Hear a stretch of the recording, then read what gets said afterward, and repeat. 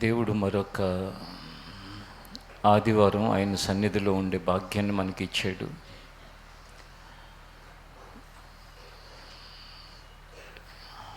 ఇప్పటి వరకు పాటలతో దేవుణ్ణి స్తుతించి అనంతరం ఆరాధనలో దేవుని సన్నిధిలో మన ఆత్మను కృమరించుకోవటానికి, దేవుని సన్నిధిలో మనకు ఆయన చేసిన వాటిని జ్ఞాపకం చేసుకోవటానికి, మన యొక్క హృదయ పరిస్థితిని ఆయన ఎదుట చెప్పుకోవటానికి ఆయన సహాయం చేశాడు. వాక్యం వద్దకు వస్తున్నాం. ప్రతి ఒక్కరు కూడా వాక్యాన్ని శ్రద్ధగా వినాల్సిన అవసరం ఉంది. ఎందుకంటే వాక్యం మాత్రమే మనిషిని నీతిగా బ్రతికేటట్లుగా చేయగలదు. వాక్యం మాత్రమే అద్భుతమైన స్వస్థతను మనకి చేకూర్చగలదు. చాలాసార్లు మనం ఏమనుకుంటూ ఉంటామంటే, ఇక్కడికి వెళ్తే నాకు ఏదైనా స్వస్థ వస్తుందేమో, అక్కడికి వెళ్తే వస్తుందేమో అని అనుకుంటాం. ఒక మనిషి చేసే ప్రార్థన ద్వారా కలిగే స్వస్థత కంటే శక్తివంతమైన స్వస్థత ఎప్పుడు వస్తుందంటే, వాక్యాన్ని వినటం ద్వారా, ఆ వాక్యం హృదయంలోకి వెళ్ళటం ద్వారా వెంటనే దేవుడు ఏం చేస్తాడంటే సూచక్రియల ద్వారా, మహత్కార్యాల ద్వారా వాక్యాన్ని స్థిరపరుస్తాడు. కానీ దురదృష్టకరమైన విషయం ఏంటంటే, సమాజంలో నేను ప్రార్థన చేస్తే అది జరిగిపోయింది, నేను ప్రార్థన చేస్తే ఇది జరిగిపోయింది అనే పబ్లిసిటీ లేక అలాంటి విషయాల వలన వాక్యం మీద శ్రద్ధ లేకుండా అయిపోయినాక ప్రార్థన చేయించుకుందాం అనేవాళ్ళు, అంటే మనలాంటి చోట కాదు, వేరే వేరే స్థలాలలో వేరే వాటి మీద వాళ్ళకి ఫోకస్ పెట్టే విధంగా వాళ్ళ మాటలు ఉండటం వలన మనుషులు మెయిన్ పాయింట్ని మిస్ అయిపోయారు. ఆ మెయిన్ పాయింట్ ఏంటంటే వాక్యం. ఎందుకంటే వాక్యం అంటే ఏంటి? యేసు ప్రభు మాట. వెళ్ళి యాజకులకి కనపరుచుకోండి అన్నాడు కుష్ఠరోగుల్ని. అది ఎవరి మాట? యేసయ్య మాట. అదే మాట ఈ గ్రంథంలో 66 పుస్తకాల్లో ఆ ప్రవక్తల ద్వారా ఆయన రాయించాడు. ఆ మాట ఎక్కడైతే ఉచ్చరించబడుతుందో అది శ్రద్ధగా హృదయంలోకి తీసుకుంటే పరమవైద్యుడైన ఆయన మనుషులకు అసాధ్యమైన వాటిని కూడా సాధ్యం చేసి గొప్ప కార్యాలు చేయగలుగుతాడు. అలాగే నీ యొక్క ఆరోగ్య సమస్య మాత్రమే కాదు ఆయన సహాయం చేసేది, ఏదైనా కూడా. నీ ఆర్థిక సమస్యలు కావచ్చు, కుటుంబ సమస్యలు కావచ్చు. ఒక్కొక్కసారి కొన్ని విషయాల్లో మనం బందీలం అయిపోయి కొన్ని రకాలైన అవిధేయతల మధ్యలో బ్రతుకుతూ, ఇక నేను బయట పడలేను, ఇంక అంతే నా జీవితం అంతా అని కుమిలిపోయి కృంగిపోయి ఉంటారా? వాక్యం నీ బంధకాలను తెంచేసి విచిత్రంగా నువ్వు నేను బయటికి రాలేను అనుకున్న విషయాల్లో నువ్వు బయటకు వచ్చి చక్కగా బ్రతుకుతావు. కాబట్టి మీరు ఎప్పుడైనా సరే, ఈరోజే కాదు, ఎప్పుడైనా సరే, ఎక్కడైనా సరే వాక్యం మీద దృష్టి పెడితే ఆ వాక్యం మనల్ని స్వతంత్రులుగా చేస్తుంది, బంధకాల్లో నుండి స్వస్థపరుస్తుంది, మన ప్రతి అవసరత తీరుస్తుంది, మన జీవితాన్ని దేవునికి దగ్గరగా చేస్తుంది. అయితే ఆ వాక్యం ఏం చెప్తుంది అంటే, తిమోతికి రాసిన మొదటి పత్రిక 1వ అధ్యాయం. మీలో బైబిల్ ఉన్న వాళ్ళంతా బైబిల్ని తెరిచి ఒకసారి తిమోతికి రాసిన మొదటి పత్రిక 1వ అధ్యాయం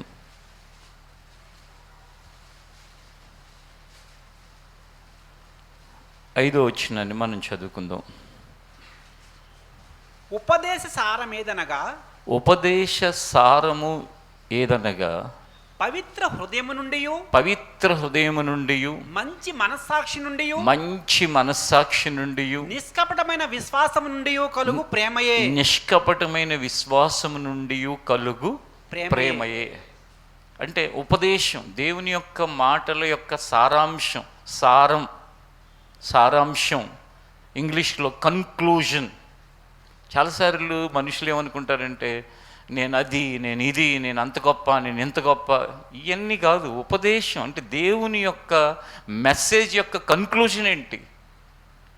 ఇప్పుడు నేను చెప్తున్నాను, ఈ దేవుని పనిలో ఉన్న నేను అనేకులకి అది ఆధిక్యతగా గొప్పగా కనిపించవచ్చేమో, కానీ ఇది కాదు గొప్పతనం.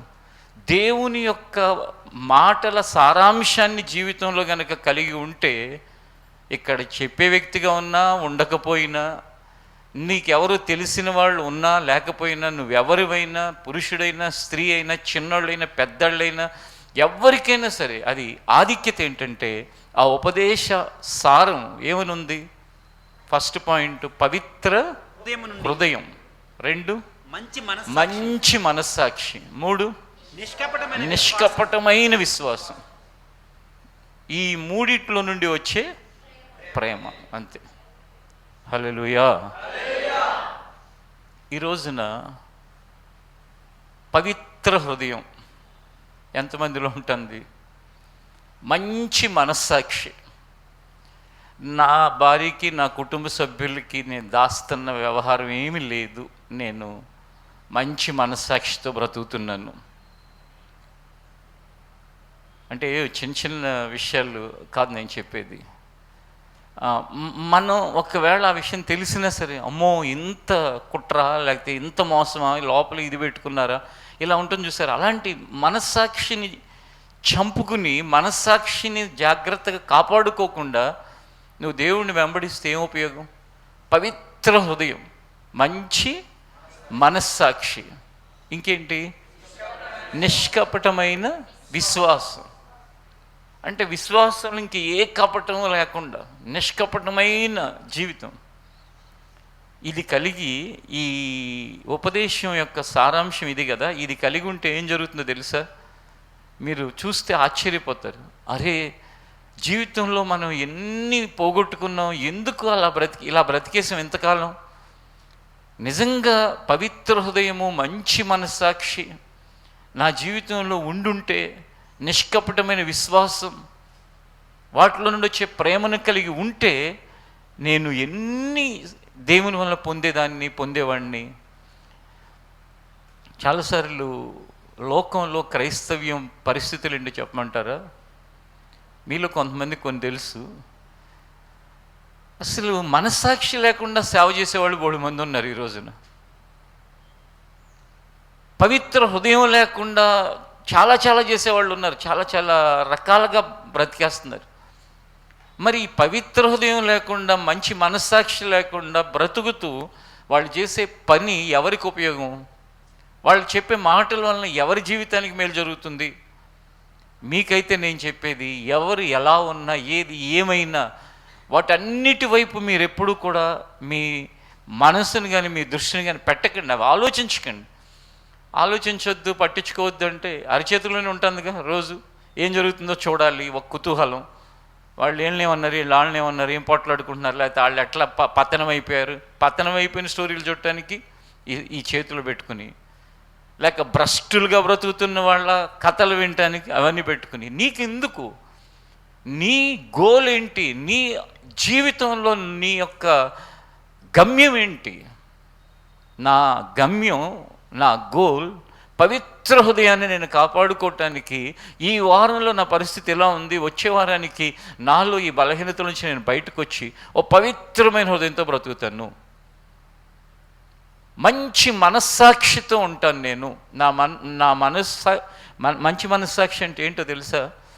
నీ యొక్క కాన్షియస్, నీ మనస్సు నిన్ను, ఒరే ఎందుకురా అంత నటిస్తున్నావు, ఎందుకు ఎంత మోసం, పైకేమో ఎంత చక్కగా మాట్లాడుతున్నావు, లోపలేమో వేరే ఆలోచనలు, ఎందుకు ఆ నటన అవసరమా అని నీ మనస్సాక్షి నిన్ను ఏం చేయకూడదు?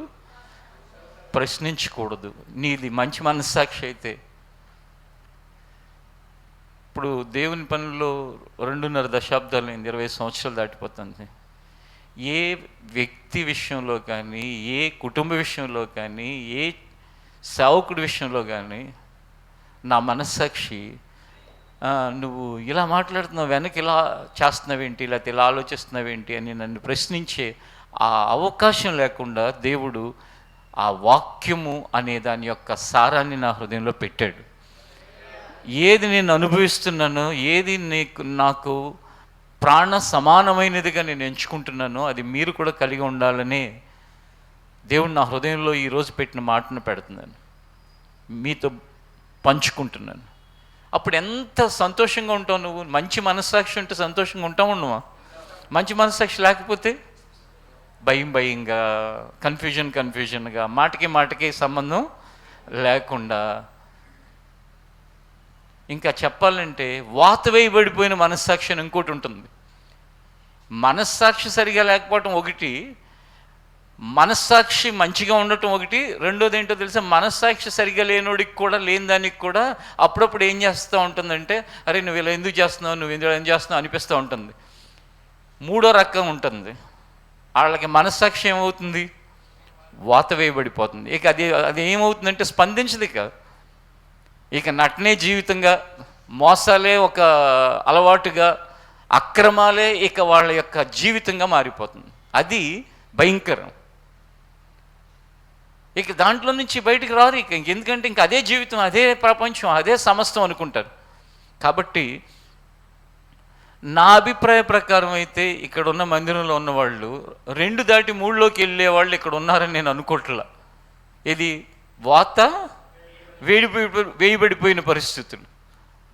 అవి ఎక్కువగా ఎవరికి జరుగుతూ ఉంటాయంటే, పెద్ద పెద్ద పేరు ప్రఖ్యాతులు అవన్నీ సంపాదించుకుని ఒక స్థాయికి వెళ్ళిపోయిన వాళ్ళు ఇంకా ఆ వాత వేయబడిపోయిన మనస్సాక్షిలో కూడా వెళ్ళిపోతూ ఉంటారు. నేను ప్రభువుని ఎప్పుడు కోరుకునేది, నా విషయంలో నేను మనస్సాక్షిని సరిగా లేకుండా, మనస్సాక్షిని సరిగా ఉంచుకోకుండా ఈ దేవుని యొక్క పనిలో మాత్రం జీవితంలో ఉండకూడదు. అసలు ఈ భూమి మీద సజీవులుగా ఉండకూడదు మనస్సాక్షిని పాడు చేసుకుని. నా వ్యక్తిగత విషయం చెప్తున్నాను. అంటే మనస్సాక్షిని కాపాడుకోవటంలో మనకంత శ్రద్ధ ఉండాలి. దానికి బైబిల్లో మాటను మనం గుర్తు తెచ్చుకుంటే, నా మట్టుకైతే బ్రతుకుట క్రీస్తు, చావైతే లాభం. బ్రతుకుట క్రీస్తు అంటే ఆ క్రీస్తు యొక్క సారాంశం ఏంటి? మంచి మనస్సాక్షి, పవిత్ర హృదయం, మంచి మనస్సాక్షి, నిష్కపటమైన విశ్వాసం, వాటిలో నుండి వచ్చే ప్రేమ. ఇప్పుడు మత్తయి సువార్త 15వ అధ్యాయం దగ్గరికి రండి ఒకసారి.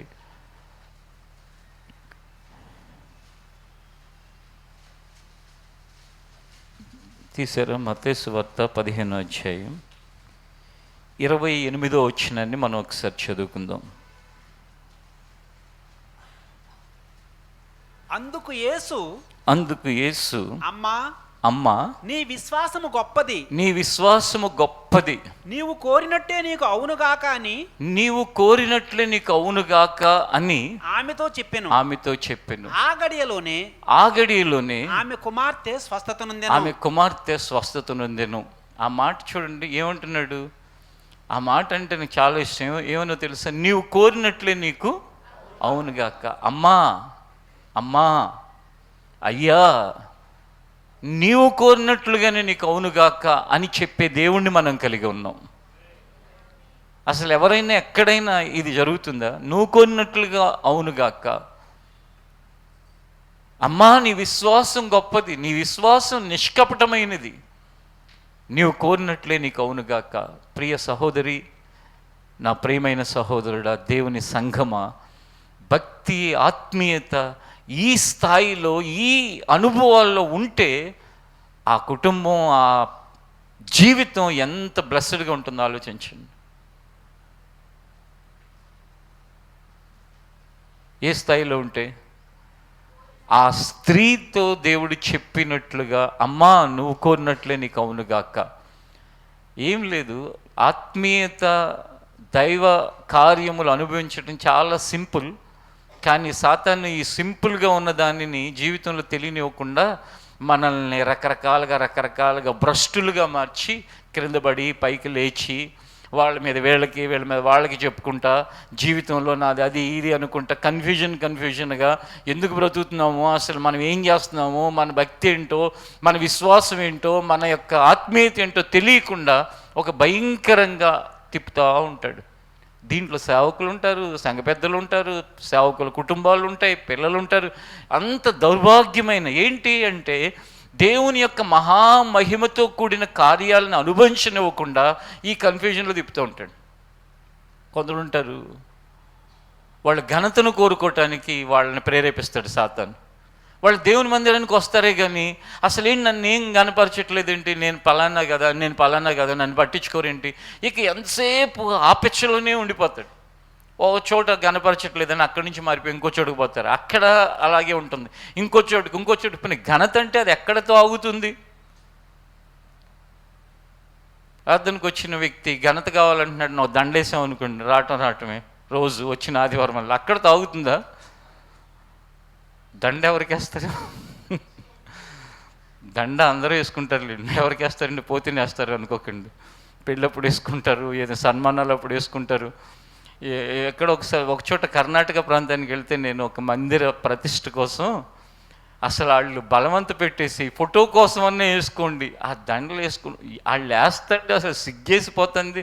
వాళ్ళు వద్దని అంత బతిమాలుతుంది. అప్పుడు ఏం చేశానంటే చేత్తో పట్టుకుని సర్లేండి అని ఇచ్చేసాను.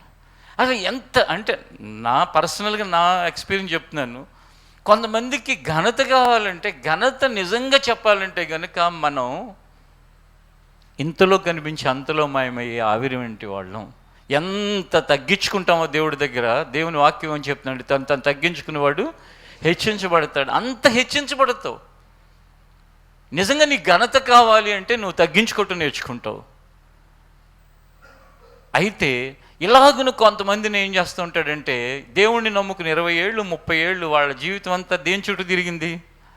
ఘనతలు, గౌరవాలు, వీటి చుట్టూనే తిరుగుతే జీవితం అయిపోస్తుంది. ఇంకొంతమంది దేవుని మందిరంలో వాళ్ళు ఎప్పుడు కూడా ఒక చెడ్డ మాటలు ఎక్కడ దొరుకుతాయని ఆశిస్తూ తిరుగుతూ ఉంటారు. అంటే ఏంటంటే వాళ్ళకి ఎప్పుడు ఎవరో ఒకళ్ళ యొక్క చెడు చెవిలో పడితే కానీ వాళ్ళకి నిద్ర పట్టదు. నువ్వు మంచి చెబితే అక్కడ ఉండరు. ఇప్పుడు ఎవరితోనో మాట్లాడేటప్పుడు పలానా వ్యక్తి వాళ్ళ అబ్బాయి మంచి మార్కులు వచ్చినాయి, పలానా వాళ్ళకి మంచి ఉద్యోగం వచ్చింది, పలానా వాళ్ళు నిజంగా ఎంత మారారో, ఈ విషయాలు ఇష్టం ఉండదు. ఏ విషయాలు ఇష్టమో తెలుసు? పలానాడు ఇలా అయిపోయాడు, పలానా ఆమెకి అలా జరిగిపోయింది, వాళ్ళు ఇలా ఈ జబ్బు తెలుసా నీకు వాళ్ళకి, ఇలాంటివన్నీ వాళ్ళకి కావాలి. వాళ్ళకి ఎంతసేపు ఎక్కడ ఉన్నా సరే అలాంటి మాటలు చెప్పేవాళ్ళు. విచిత్రం ఏంటో తెలుసా? ఈ 20 సంవత్సరాలు నేను గమనించింది, ఎలా కనెక్ట్ అయిపోతారో కానీ అలాంటి మాటలు చెప్పేవాళ్ళు, అలాంటి మాటలు ఇంట్రెస్ట్ ఉన్నవాళ్ళు ఒకరికొకళ్ళు ఎక్కడొక్కడ కనెక్ట్ అయిపోతారు. అసలు ఈమె ఏ ప్రాంతం నుండి వస్తుంది, ఈమె ఏ ప్రాంతం నుండి వస్తుంది, వీళ్ళిద్దరు ఎట్లా మాట్లాడుకున్నారు, ఎలా కనెక్ట్ అయ్యారంటే ఇద్దరిది అదే ఆలోచన, అదే మనస్తత్వం, అందుకు కనెక్ట్ అయ్యారు. వేరే వాళ్ళు ఎవరైనా పలానావిడండి, అక్క మనకి ఎందుకు అక్క అవన్నీ, మనం దేవుని మందిరంలో దేవుని వాక్యం వినటానికి వెళ్తున్నాం, చక్కగా దేవుణ్ణి ఆరాధించుకుని మనం ప్రార్థన చేసుకుందాం అని వెళ్ళిపోతారు వాళ్ళు, మంచిగా ఉన్నవాళ్ళు. ఇలా జీవితం అంతా 60 ఏళ్ళు వచ్చినా, 50 ఏళ్ళు వచ్చినా, 70 ఏళ్ళు వచ్చినా సర్వనాశనం అయిపోతూ ఉంటుంది. వీటి కోసం చేస్తూ ఉంటారు. ఇంకొంతమంది ఉంటారు, వాళ్ళ పరిస్థితులు ఏంటి అంటే వాళ్ళు ఎప్పుడు చూసినా సరే వస్తారు, వెళతారు, ఏమీ అసలు వాళ్ళ చెవులకి ఎక్కవు. ఏంటంటే ఒక ఆచారం వాళ్ళది. వాళ్ళు లోపలికి అసలు వాక్యాన్ని తీసుకోరు. పవిత్ర హృదయం అని విన్నాం ఈరోజు. మనలో పవిత్ర హృదయం కనుక లేకపోతే, అయ్యో నాకు అపవిత్రమైన ఆలోచనలు వస్తున్నాయే, కాబట్టి నా ఆలోచనల మీద నేను జయం పొందాలి, కాబట్టి ఈరోజు దేవుడు నాతో మాట్లాడాడు, నేను దాన్ని జయించడానికి ప్రార్థన చేసుకోవాలి అని వాక్యం వినటం అంటే ఏంటంటే వాళ్ళు అలాంటి స్పందన వస్తుంది. ఏ వాక్యాలైనా ఏం స్పందన లేకుండా వచ్చి కూర్చుని అట్లా పడిపోతూ ఉంటారు ఎప్పుడు. ఇంకా ఏదో చెప్పారు, తర్వాత మీరు ఇది అయిపోయిన కిందకెళ్ళిన కడితే ఏదో చెప్పారులే కానీ ఏంటో తెలియదు, అలా బ్రతికేస్తూ ఉంటారు. ప్రార్థన అయిపోయిన తర్వాత అయ్యగారు కొంచెం దీని గురించి ప్రార్థన చేయండి, బ్రదర్ గారు కొంచెం దీని గురించి ప్రార్థన చేయండి, బ్రదర్ గారు అది చేయండి అంటారు. అసలు నీ జీవితంలో ఏది చెయ్యాలో అది చేయటానికి దేవుని యొక్క వాక్యం నీ హృదయం దగ్గరకు వచ్చినప్పుడు అది అమూల్యమైన దాన్ని ఏం చేసావు? నువ్వు త్రోసివేసావు, దాన్ని రిజెక్ట్ చేసావు, మనుషులను పట్టుకుని వేలాడుతున్నావు. అది చెయ్యి, ఇచ్చే అని చెప్పి నువ్వు శ్రద్ధగా దేవుని వాక్యం వింటే, దేవా నువ్వు ఆ స్త్రీతో చెప్పావు కదా, ఏమని నువ్వు కోరుకున్నట్లే నీకు అవునుగా, కానీ నేను కోరుకున్నట్లుగా అయ్యేటట్లు ఈ మాటను నా జీవితంలో స్థిరపరచు అని చెప్తాడు. వాక్యాన్ని జాగ్రత్తగా వినేవారు ఏం చెప్తారంటే, దేవా ఈ వాక్యాన్ని నా జీవితంలో నెరవేర్చేయ. ఒకసారి మార్క్స్ వార్తను కూడా తీయండి. మార్క్స్ వార్తలో ఉన్న వాక్య భాగంలో ఉన్న మత్తయి సువార్తలో మనం ఈ మాటను చదివామా? మార్కు దీన్ని ఏ విధంగా రాశాడంటే 9వ అధ్యాయం మార్క్స్ వార్త 23-24 వచనాలు. మార్క్స్ వార్త 9వ అధ్యాయం 23-24. ఏమైనను నీ వలన అయితే మా మీద కనికరపడి మాకు సహాయం చేయమనెను. అందుకు యేసు నమ్ముట నీ వలనైతే నమ్మువానికి సమస్తమును సాధ్యమే అని అతనితో చెప్పెను. నమ్ముట నీ వలనైతే, ఏమైనా నీ వలనైతే. ఒకసారి 22వ వచనాన్ని చూడండి, అక్కడ ఏమనుంది? అది వాని నాశనం చేయవలన తరచుగా అగ్నిలోను నీళ్లలోను పడద్రోయును. ఏమైనను నీ వలనైతే మా మీద కనికరపడి మాకు సహాయము చేయమనెను. ఏమైనా నీ వలనైతే, ఎందుకంటే అక్కడేమో ఒక స్త్రీ తన కుమార్తెను గురించి దేవుణ్ణి అడిగితే నువ్వు కోరుకున్నట్లే అవుతుంది అని చెప్పాడా? ఇక్కడ ఒక వ్యక్తి తన కుమారుడు నీళ్లలోనూ నిప్పుల్లోనూ పడిపోతున్నాడు. అగ్ని అంటే నిప్పులు, అగ్నిలోను నీళ్లలోనూ పడద్రోయబడుతున్నాడు. ఎలా పడుతున్నాడు అనుకుంటున్నారు? సడన్గా వెళతాడు, ఎక్కడ నీళ్ళు కనపడంగానే అందులో పడిపోతాడు, ఎక్కడ నిప్పులు కనపడిన దాంట్లో పడిపోతాడు. ఆ తండ్రి ఎప్పుడు ఈ కుమారుని కనిపెట్టుకుని ఉండాల్సిన పరిస్థితి.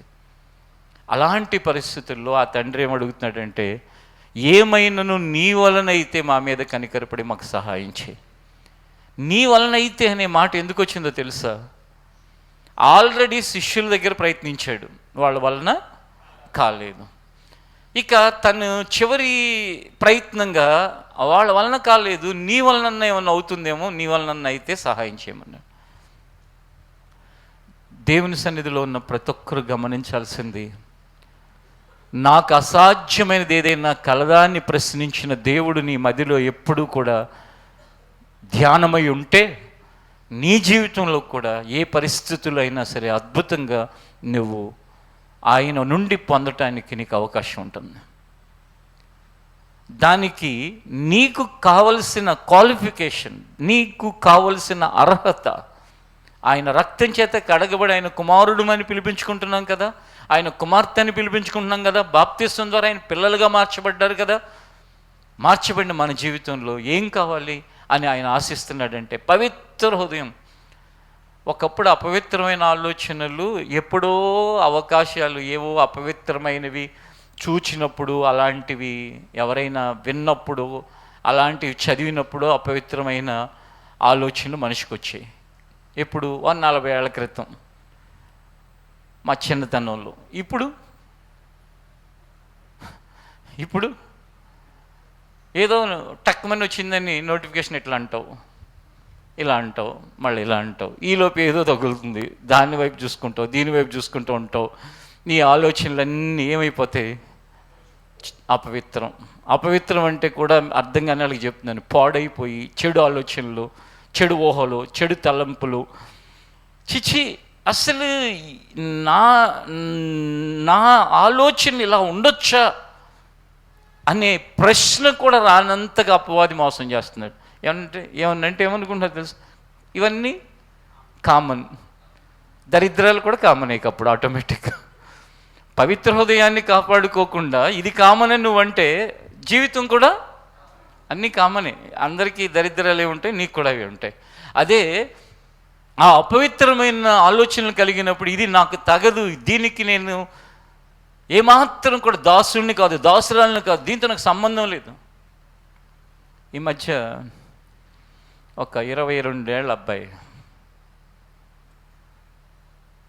ఒక 70 ఏళ్ళ పెద్ద ఆయన ఫోన్లో కొంచెం ఈ సెట్టింగ్స్ ఏ చేసి పెట్టమని ఏదో ఎక్కించమని ఏదో ఇచ్చాడంటే చాలా బోల్డ్స్ వస్తాయి కదా, ఈ సాఫ్ట్వేర్ ఎక్కించు, ఈ యాప్ డౌన్లోడ్ చేయి, ఏయో ఇస్తారు కదా.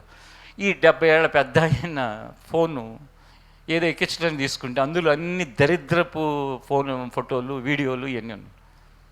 దీంతో అపవిత్రమైన హృదయం అనే దానికి వయసుతో సంబంధం లేదు. హృదయాన్ని పాడు చేసుకోవటానికి నువ్వు సిద్ధంగా లేకపోయినా వాడు సిద్ధంగా ఉంటాడు పాడు చేయటానికి. నువ్వు గనక తలుపులు తెరిచావంటే చక్కగా నేను పాడు చేస్తూనే ఉంటాడు. ఎందుకు ఈ విషయాన్ని మీకు ఎంత నొక్కి చెప్తున్నాను? దీని మీద నీకు జయం వచ్చింది అంటే దేవుడు సంతోషించి ఆయన వాగ్దానాన్ని నీ పక్షంగా నెరవేరుస్తాడు. కాబట్టి ఎప్పుడైతే దానిలోంచి నువ్వు బయటకు వస్తావో అప్పుడు నీకేం జరుగుతుందంటే ఆ పవిత్రమైన హృదయంతో నువ్వు ఉండేసరికి ఆటోమేటిక్గా నీ వలన అయితే అన్నాడు కదా, అన్న వ్యక్తితో యేసుప్రభు ఏమన్నాడు? నమ్ముట నీ వలన, అంటే నీకు విశ్వాసం కనుక ఉన్నట్లయితే అన్నాడు. ఆ విశ్వాసం ఎలా వస్తుంది? మనం చదువుకున్నాం కదా, పవిత్రమైన హృదయము, మంచి మనస్సాక్షి, నిష్కపటమైన విశ్వాసం.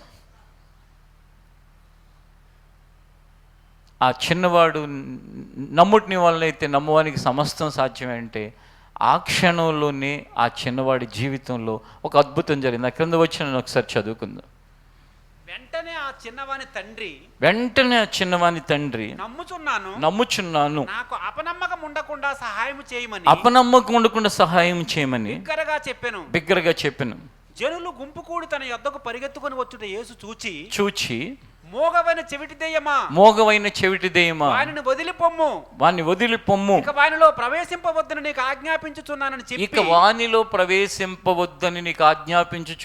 చెప్పి ఆ అపవిత్రాత్మను గద్దించెను. అప్పుడు అది కేక వేసి వానిని ఎంతో విలవిలలాడించి వదిలిపోయాను.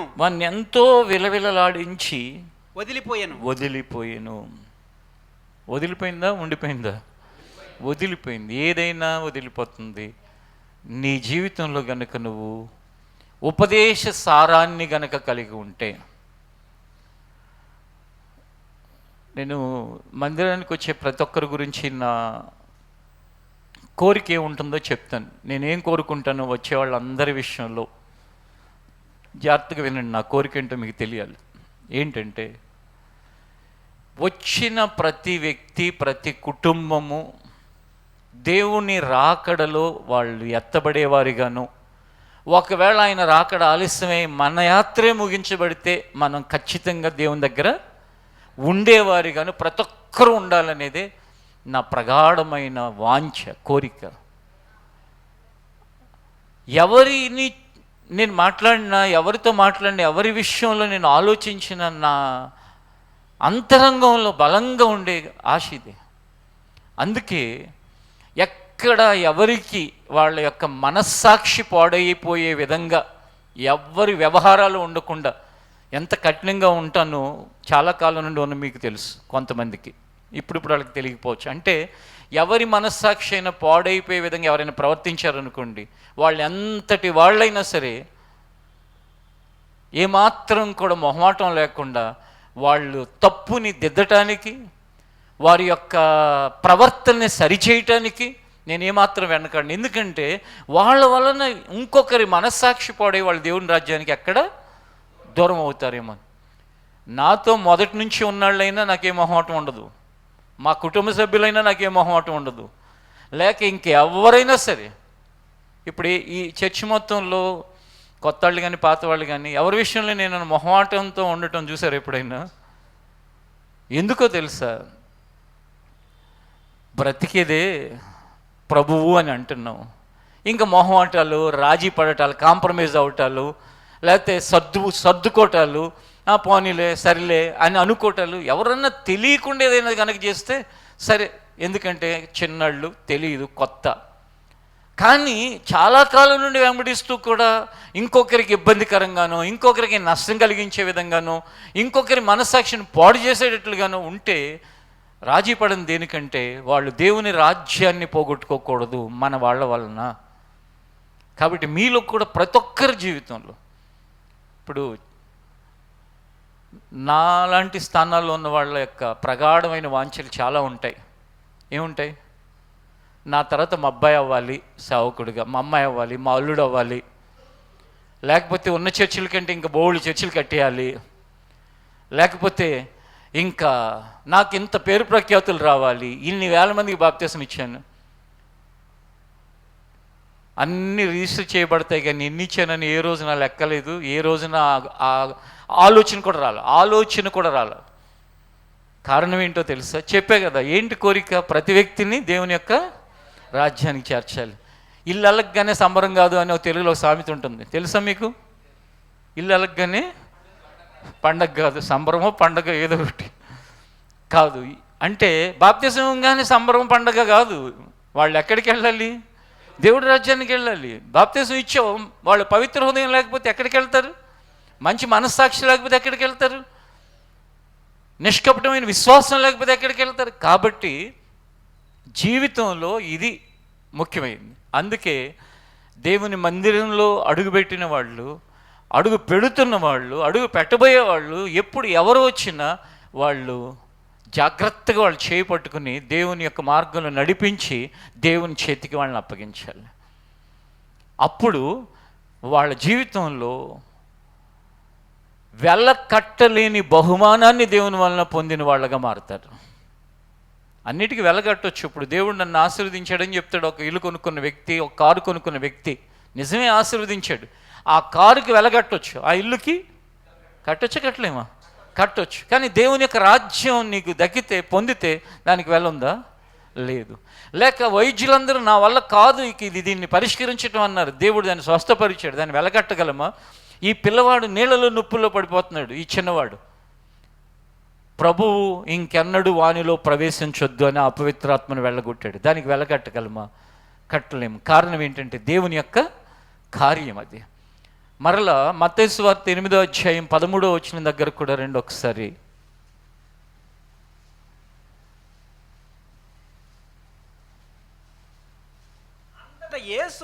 అంతటా యేసు ఇక వెళ్ళుము, నీవు విశ్వసించిన ప్రకారము నీకు అవునుగాకని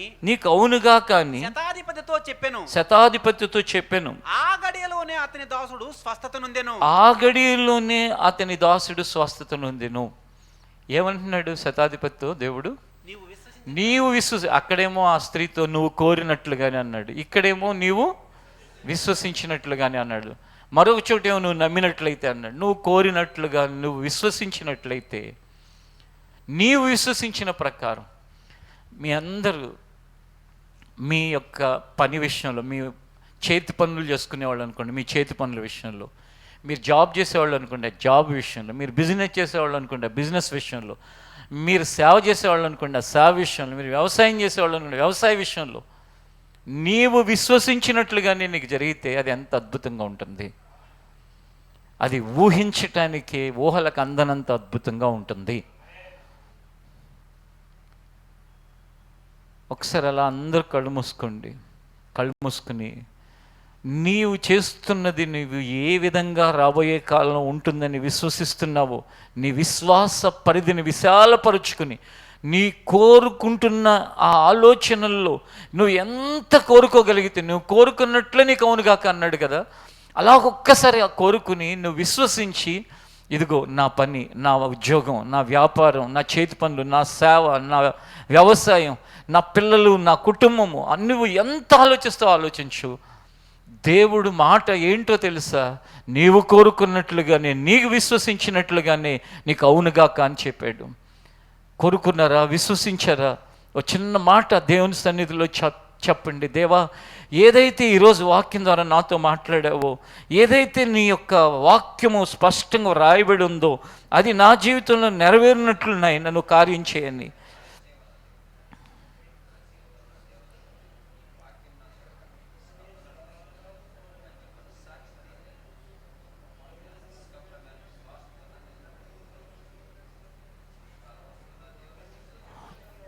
ఆమెన్.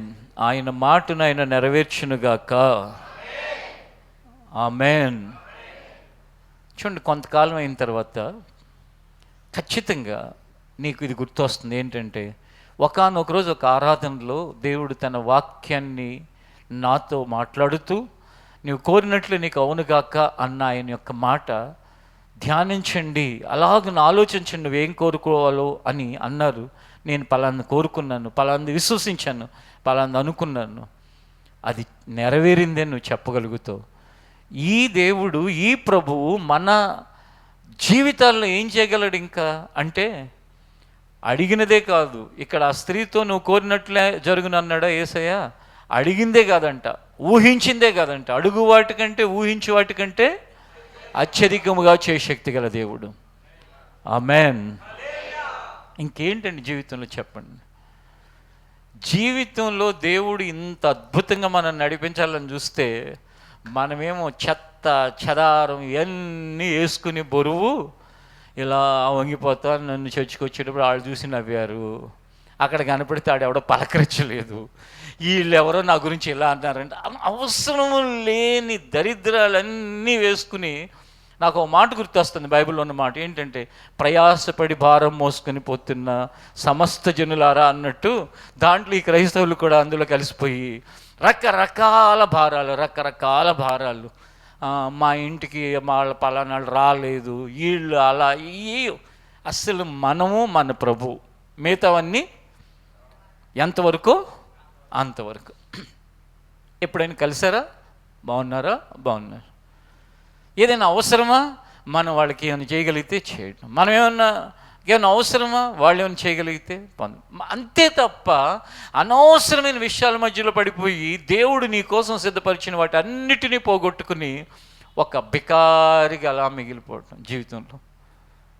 బికారి అని తెలుసు కదా, నిస్సహాయమైన స్థితి, ఏమీ చేయలేని పరిస్థితులు, ఎప్పుడు చూసినా ఒక ఆందోళన. ఎందుకు ఆందోళన? ఎందుకు ఆ పరిస్థితుల్లో? అక్కర్లేదు. దేవుడు ఏ విషయంలో అయినా సరే నీ జీవితంలో నీకు మేలు చేయటానికి ఆయన నిన్ను ప్రేమిస్తున్నాడు. సమస్తము సమకూడి జరిగించడానికి ఆయన ఇష్టపడుతున్నాడు. ఒకసారి కీర్తనల గ్రంథంలో ఉన్న మాటను కూడా ఒకసారి చదువుకుందాం, తీయండి బైబిల్లో నుండి. కీర్తనల గ్రంథం 145వ అధ్యాయం. మనం చదువుకుంది, ప్రభువైన యేసుక్రీస్తు వచ్చిన తర్వాత ఆయన నువ్వు కోరుకున్నట్లు అవునుగాక, నువ్వు విశ్వసించినట్లే నీకు జరుగునన్నాడా? ఆ పాత నిబంధనలో కీర్తనాకారుడు ఏమన్నాడు చూడండి, 145వ అధ్యాయం 19వ వచనం. తన యందు భయభక్తులు గలవారి కోరిక, తన యందు భయభక్తులు గలవారి కోరిక ఆయన నెరవేర్చును. వారి మొర ఆలకించి వారిని రక్షించును. వాళ్ళ కోరిక ఏం చేస్తాడంట? నెరవేర్చి వారి మొర ఆలకించి వారిని రక్షించును. నిన్ను రక్షిస్తాడు. నువ్వు కోరినట్లుగా నీ జీవితంలో నీకు అవునుగాక అనే మాట నెరవేరుస్తాడు. ఇంకేం కావాలి జీవితంలో? నాకు తల్లి లేదే అని కంగారు పడక్కర్ల, తండ్రి లేడే అని కృంగిపోక్కర్లా, లేక నాకు వెనక ఆస్తిపాస్తులు లేవే అని భయపడక్కర్లా, లేక నాకు అండ ఎవరున్నారు అని అధైర్యపడక్కర్లేదు. సైన్యములకు అధిపతి అయిన యెహోవా మన అండ, మన ఆధారం. ఆయన ఉంటే అందరూ ఉన్నట్లే, ఆయన లేకపోతే ఎందరు ఉన్నా, ఎవరు ఉన్నా సరే ఉపయోగమే లేదు.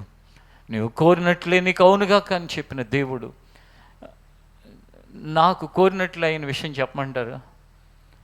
ఇద్దరికి వాక్యం చెప్తున్నప్పటి నుంచి నా కోరిక ఏంటంటే, అంటే సంఘం ఎలా ఉండాలని, క్రమశిక్షణగా ఉండాలని నా కోరిక. ఇక్కడ ఈ ఫ్లోర్లోనే ఒక బ్రదర్ ఉన్నాడు, వాళ్ళకే నేను వాక్యం చెప్పింది. ఆయన భార్య వాళ్ళిద్దరు ఇక్కడే ఉన్నారని. వాళ్ళిద్దరు వాక్యం చెప్పేటప్పుడు నేను వాళ్ళిద్దరితో ఏ ప్రాబ్లం ఉండేది కాదు. వాళ్ళకి అప్పుడు పిల్లలు కూడా లేరు. వీళ్ళ తర్వాత ఇంకొక ఇద్దరు వచ్చారు, వాళ్ళకి పిల్లలు.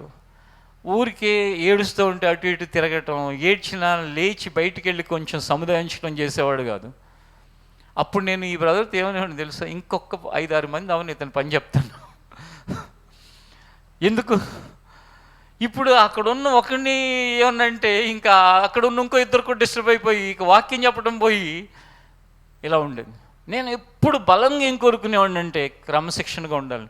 ఎప్పుడైనా చర్చలో మీరు వాక్యం వినేటప్పుడు ఎవడో ఏడ్చిన డిస్టర్బెన్స్లు కానీ అటు ఇటు తిరిగిన డిస్టర్బెన్స్లు ఎక్కడ కనపడతాయా? 10 మంది అయినా కనపడలా, 100 మంది అయినా కనపడలా, 1000 మంది అయినా కనపడలా, 2000 మంది అయినా కనపడ, ఎప్పటికీ కనపడలేదు. అంటే మనకేం కోరుకుంటే అది జరుగుతుంది. నాకు అందరూ నాకు అవి ఇచ్చేవాళ్ళు కావాలని కోరిక ఉందనుకో, అప్పుడు ఈ డిసిప్లిన్లు ఇవన్నీ ఉండవు, అవన్నీ ఇస్తారు, వాళ్ళ ఇష్టం వచ్చినట్టు ఆడుకుంటూ ఉంటారు. ఏమన్నంటే నన్నంటావా, నేను ఎవరిని ఇక్కడ, ఎవరన్నా నా ఓటోడు విశ్వాసగా ఉండి అక్కడ బ్రదర్ మాట్లాడు, నిన్నగాక మొన్న వచ్చాను, పాస్టర్ గారు చుట్టాలు మేము, లేకపోతే ఎప్పటి నుంచో తెలుసు మాకు, మా ఊరే, ఇట్లా దరిద్రాలన్నీ ఆ సంఘంలో ఉండి ఇక నోరు మూసుకుని ఆ నిజాయితీగా క్రమంగా బ్రతికేవాడు కూడా అక్కడి నుంచి ఏమవుతాడు, వెళ్ళిపోతాడు. ఎందుకు వచ్చింది అని చెప్పేసి.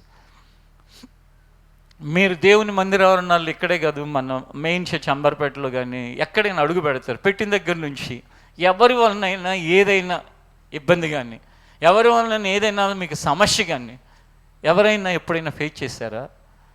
కారణం ఏంటి అంటే, నువ్వు ఏది కోరుకుంటావో నీ కోరిక ప్రకారమే నువ్వు కోరినట్లే అవునుగాక అని ఆయన చెప్పిన మాట నీకు ఏది ఉంటుందో. కొంతమంది వాళ్ళ జీవితంలో క్రమశిక్షణ లేని వాళ్ళు కూడా వచ్చారు, లేక వేరే వేరే ప్రవర్తన కలిగిన వాళ్ళు కూడా వచ్చారు. ఆ వచ్చిన వాళ్ళు మెల్లగా కొంతకాలం తర్వాత దూరం అయిపోయారు. కానీ మనం ఏది కోరుకున్నామో ఆ కోరుకున్నట్లుగానే ఆ సంఘాన్ని, ఆ కుటుంబాలను, ఆ వ్యక్తుల్ని దేవుడు నడిపిస్తూ వస్తున్నాడు.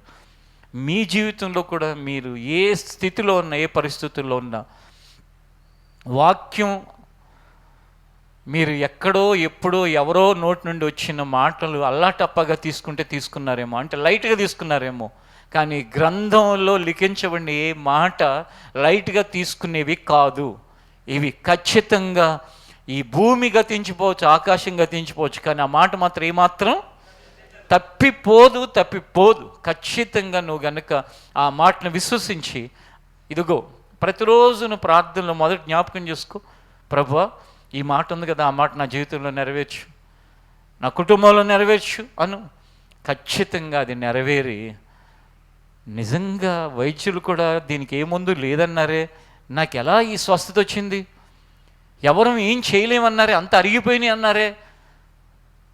ఒక అబ్బాయి ఉన్నాడు, 23-24 సంవత్సరాలు, తల్లిదండ్రి లేకపోతే నేనే అతన్ని ఎంఆర్ఐ స్కాన్కి, ఇప్పుడు సంగతి కాదు 15 ఏళ్ల క్రితం, ఎంఆర్ఐ స్కాన్కి, సిటీ స్కాన్కి పెద్ద డాక్టర్ దగ్గరికి స్వయాన తీసుకెళ్ళాను. ఏంటంటే ఈ లోపల వెన్నుముక్కలో ఉన్న కొన్ని L4, L6 ఏ ఉంటాయి కదా, అవి ఏవో పక్కకి వెళ్ళిపోయినాయి, నువ్వు ఇక జీవితం అంతా ఇంతే, ఇక నీకు ఆ నొప్పి తగ్గదు, ఇంకా నువ్వేమీ కష్టపడకూడదు, ఇక పడుకునే ఉండాలన్నట్టు మాట్లాడారు. కూర్చున్న ప్రాబ్లమే, నుంచున్న ప్రాబ్లమే, ఇక నీ పడుకోవటమే అన్నారు. అప్పుడు పెళ్ళి కూడా అవ్వాల. తర్వాత కొద్ది కాలం అయింది, చాలా బాధేసింది. అందరూ ఉన్నళ్ళైతే సర్లే, ఎవడో ఒకడు ఏదో ఒకటి ధైర్యం ఉంటుంది, అమ్మ లేదు నాన్న లేడు పాపం ఈ పిల్లోడు, ఏంట్రా ఈ పరిస్థితి అనుకున్నాను. ప్రార్థన చేశాను. ఇంకా నాకు తెలిసిన వేరే ఇదిగో పలానా చోట అంటే వెళ్ళాడు. ఏమైందో ఏంటి తెలియదు, కానీ ఆ తర్వాత కాలంలో వాళ్ళు చెప్పిన కారణాలన్నీ ఎటుపోయాయో మరి. వాళ్ళు ఎంతకాలం అన్నారు? Life long. మరి ఆ కారణాలన్నీ ఎటుపోయినాయో, ఎందుకంటే వాళ్ళనేం తప్పుడాళ్ళని నేను అంటలా, ఆ కనపడుతున్నాయిగా ఎంఆర్ఐలో, కనపడుతున్నాయిగా సిటీలో. కానీ నేననేది ఏంటంటే, వాళ్ళ జ్ఞానానికి మించిన జ్ఞానం కలిగిన పరమ వైద్యుడు మన ప్రభు అని చెప్తున్నాను. మరి అవన్నీ ఎటుపోయాయి. ఈ రోజున అతని తర్వాత పెళ్లి చేసుకున్నాడు, పిల్లలు, ఇప్పుడు చాలా హార్డ్ వర్క్, అతని యొక్క వర్క్ మళ్ళా ఇంకొకసారి అతను నా దగ్గరికి ఆ బాధ అనే విషయం తేలేదు. అతను హాయిగా జీవితాన్ని సాఫీగా కొనసాగిస్తున్నాడు. కారణం ఏంటి? మన జీవితంలో మనకు తెలియకుండానే మన ఊహలకు మించి, మన జ్ఞానానికి మించి పరమ వైద్యుడైన ఆయన ఏదైనా చేయగలుగుతాడు. ఆయన నువ్వు కోరుకున్నట్లుగానే నీ జీవితంలో ఆయన చేయగలుగుతాడు, విశ్వసించినట్లుగా నీకు నెరవేర్చగలుగుతాడు. ఆ దేవుని నువ్వు కలిగి ఉన్నావని ఆయన చేయి పట్టుకుని ఆ మాటని హృదయంలో దాచుకుని ధ్యానపూర్వకంగా ఎల్లప్పుడూ కూడా దేవుని స్తుతిస్తూ ఆ వాక్యాన్ని బట్టి ఈ మాట నా జీవితంలో, నా పిల్లలలో, నా కుటుంబంలో నెరవేరని అడుగు, నెరవేర్చి గొప్ప మహిమను పొంది ఒకరోజు నువ్వు ఎప్పుడైనా ఎక్కడైనా నిలబడినప్పుడు దేవుడు ఏం చేస్తాడు చెప్పంటే, ఈ విషయాలు నువ్వు చెప్తూ ఉంటే అనేకుల విశ్వాసం ఏమవుతుందో తెలుసా? అభివృద్ధి చెందుతుంది. ఆ విశ్వాసంలో వాళ్ళు ఎదుగుతారు. ఇప్పుడు నేను జరిగిన విషయాలు చెప్తున్నప్పుడు మనలో విశ్వాసం ఏమవుతుంది? అభివృద్ధి చెందుతుంది. అట్టి భాగ్యాన్ని ప్రభు మనకు దయచేయునుగాక. ప్రార్థన చేసుకుందాం. లేచి నిలబడండి.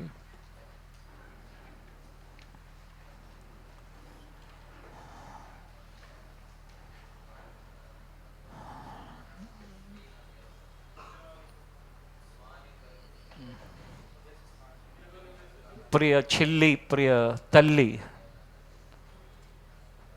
ప్రియ సహోదరుడా, నీ కుటుంబ పరిస్థితులు చూచి నాకెవరున్నారు అని అధైర్యపడుతున్నావేమో. నా జీవితం ఎందుకు ఇలా అయిపోయిందా అని కృంగిపోయి కృషించి కన్నీరు విడుస్తున్నావేమో. వద్దు, నీ తండ్రి నీ పక్షముగా ఉన్నవాడు, నిన్ను ప్రేమిస్తున్న నీ ప్రభువు నీతో కూడా ఉన్నవాడు. నీకు ఒక మంచి సహోదరుడుగా ఆయన ఉన్నాడు, పెద్దన్న ఆయన, ఓ మంచి స్నేహితుడు ఆయన.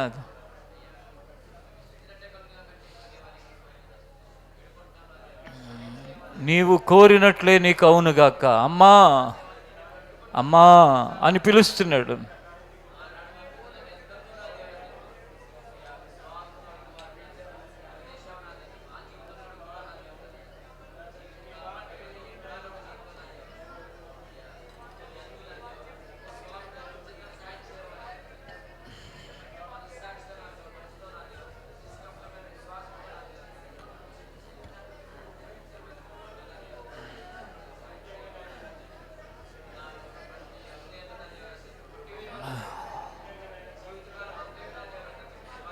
ఆమేన్. అందరూ కూడా ఎవరైనా అనారోగ్యం ఉన్నవాళ్ళు తప్ప పరమందున్న దేవుని వైపు చేతులెత్తి ఆయన వాక్యము, ఆయన మాట అందరిలోనూ నెరవేర్చినట్లుగా ఒక్కసారి ప్రార్థన చేద్దాం. అందరిలో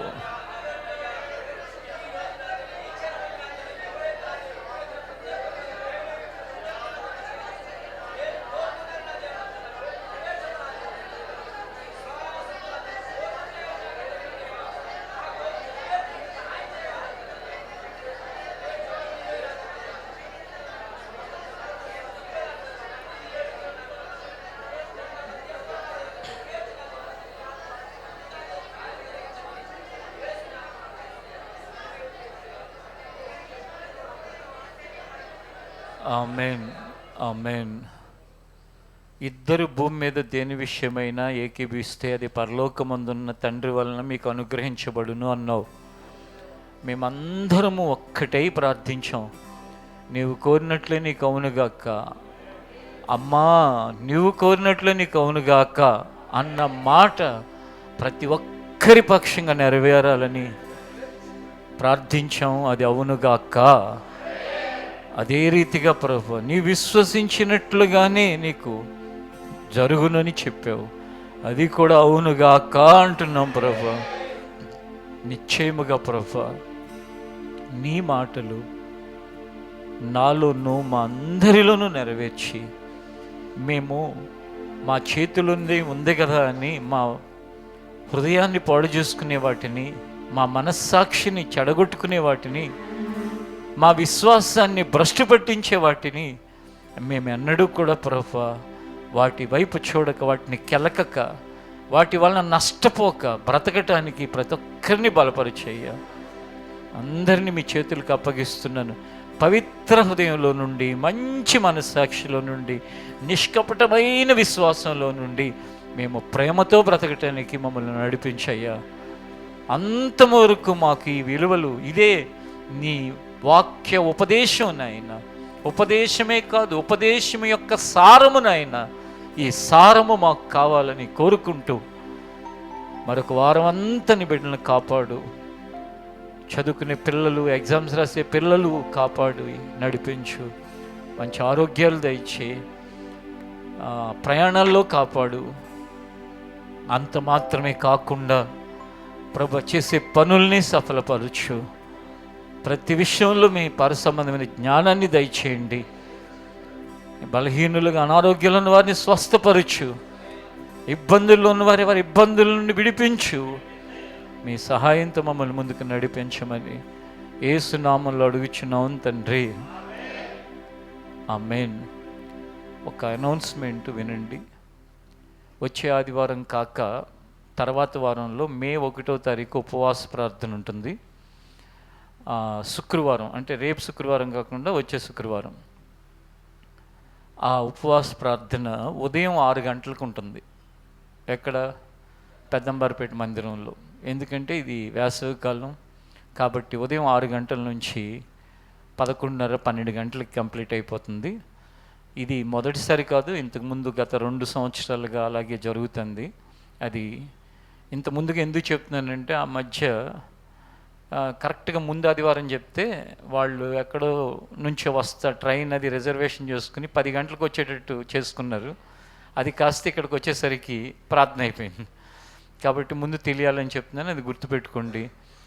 ఉదయకాలం 6 గంటలకి అక్కడ ఉపవాస ప్రార్థన ప్రారంభించబడుతుంది. అలాగే వేసవికాలం కాస్త బయట తిరిగేటప్పుడు జాగ్రత్తలు పాటించండి, కొంచెం నీళ్ళు ఎక్కువ తాగండి, పెద్దవాళ్ళ విషయమై చిన్నపిల్లల విషయమై బాధ్యతగా ఉండండి.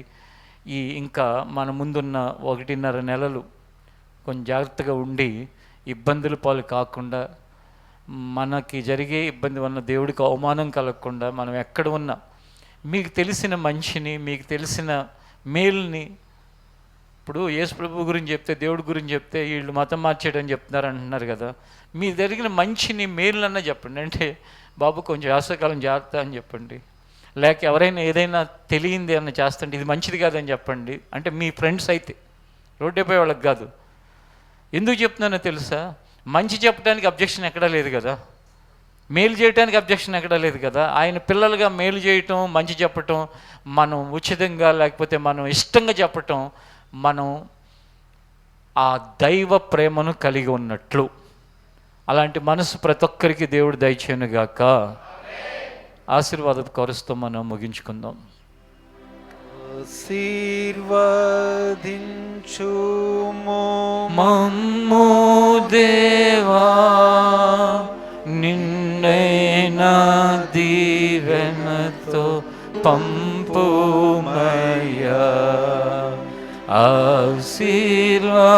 ఆశీర్వదించుము మమ్ము దేవా, నిన్నైనా దీవెనతో పంపుమయ్యా. నీదు సన్నిధిలో మేము నిలచి పొందేదామెన్నో మేలులను. నీదు సన్నిధిలో మేము నిలచి పొందేదామెన్నో మేలులను. పొందేదామెన్నో మేలులను. పొందేదామెన్నో మేలులను.